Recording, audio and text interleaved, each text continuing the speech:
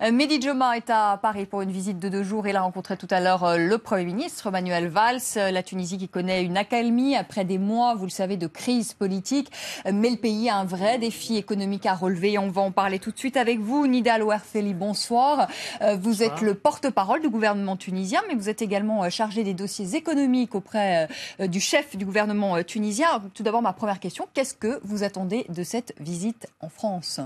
Merci beaucoup pour cette question. Cette visite en France s'insère dans le cadre de renforcement de la coopération bilatérale entre la Tunisie et la France. Je dois souligner que la France a apporté un soutien important, surtout ces 12 derniers mois, notamment avec la visite de 2 fois de président Hollande, ainsi que la visite de ministre des Affaires étrangères. L'objectif de cette visite, c'est le renforcement de la collaboration et de la coopération dans le domaine économique, dans le domaine de l'investissement, mais aussi dans le domaine politique et dans le domaine sécuritaire plus particulièrement. Alors la France a promis 500 millions d'euros à la Tunisie, de dons. Oui, mais vous faites un petit... vous avez l'air d'avoir... vous n'y croyez pas si, absolument. Est-ce que vous ne venez pas aussi pour ça? Non, parce que je vous ai vu sourire, pardonnez-moi, je vous ai attrapé quand même sur le fait. Absolument. Vous avez levé les sourcils comme si vous étiez...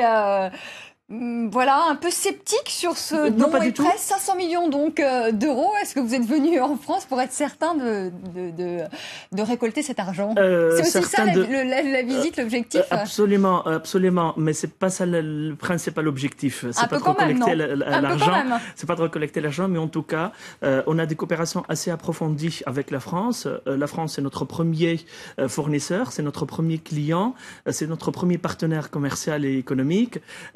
Et aussi, c'est notre premier employeur en Tunisie. Il emploie plus de 126 000 employés en Tunisie, plus de 2000, près de 1200 entreprises françaises se trouvant sur le sol tunisien. Donc tout ça, c'est très important, surtout dans cette période post-révolutionnaire. Donc il y a certes cet accompagnement de soutien en termes d'aide financière, mais c'est pas la finalité de cette rencontre. Oui, enfin, l'aide financière très importante quand même, parce qu'il faut le dire, hein, c'est que les dépenses publiques en Tunisie, en tout cas les finances publiques vont mal, très mal.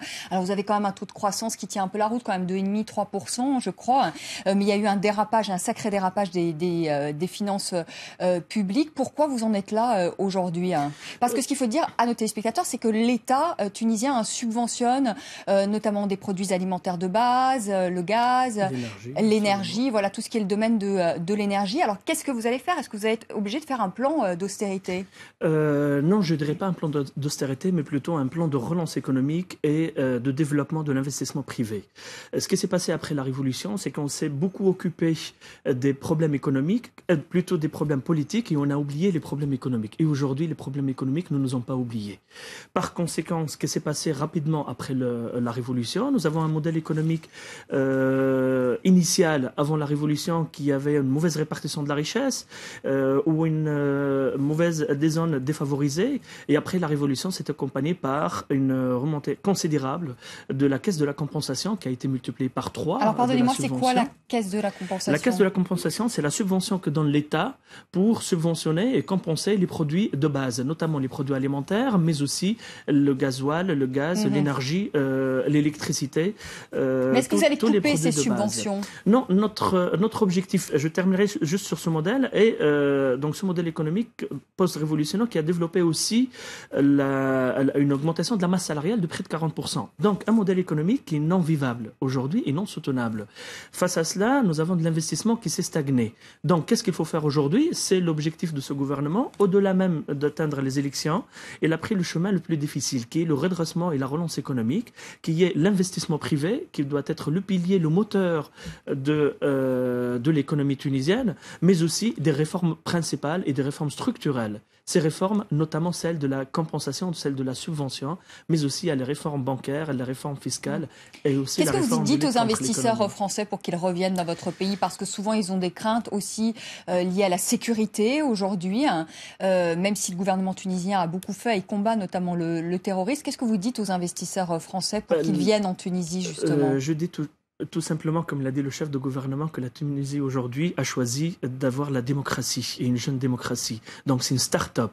En parlant d'une start-up démocratique, donc il faut y croire, il faut y investir. La Tunisie est plus sûre aujourd'hui Le problème sécuritaire, certes, il est maîtrisé aujourd'hui, mais c'est un problème transfrontalier.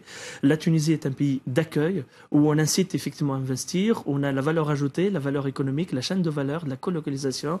Donc, comme la définition d'une start-up, donc il faut investir, il faut y croire, prendre le risque et après partager les dividendes. Et qu'est-ce que vous dites aux touristes qui ont peur toujours de venir en Tunisie ?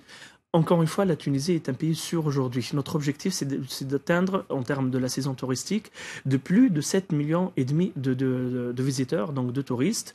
Je pense que nous avons un rapport qualité-prix qui est intéressant. Certes, il y a 120 jours sur les 140 jours de la saison du printemps et de l'été, d'ensoleillement. Donc ça, c'est important aussi.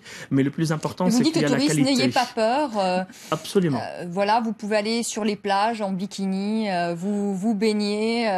Il n'y a pas uniquement ce volet de tourisme qui est lié balnéaire. Certes, il est très important. Oui, mais il est très important ce tourisme balnéaire. Très important en Tunisie, mais à cela, il faut rajouter peut-être le tourisme culturel et le tourisme aussi des sites archéologiques tunisiens. Oui, mais enfin, les Français, plus généralement, vont quand même, il faut le dire, dans les stations balnéaires en Tunisie. En tout cas, Laurent Fabius va venir vous rendre visite en Tunisie. Il a décidé qu'il irait passer ses vacances. C'est un beau symbole. C'est un beau symbole, et même aussi, ça a été cité par le président Hollande. Lui aussi va aller en Tunisie. Lors de sa dernière visite, il a dit, effectivement, clairement, il incite à ce que le touriste français vienne se rendre en Tunisie. Voilà, mais lui ne vous a pas dit qu'il irait en vacances en Tunisie, à la différence de Laurent Fabius.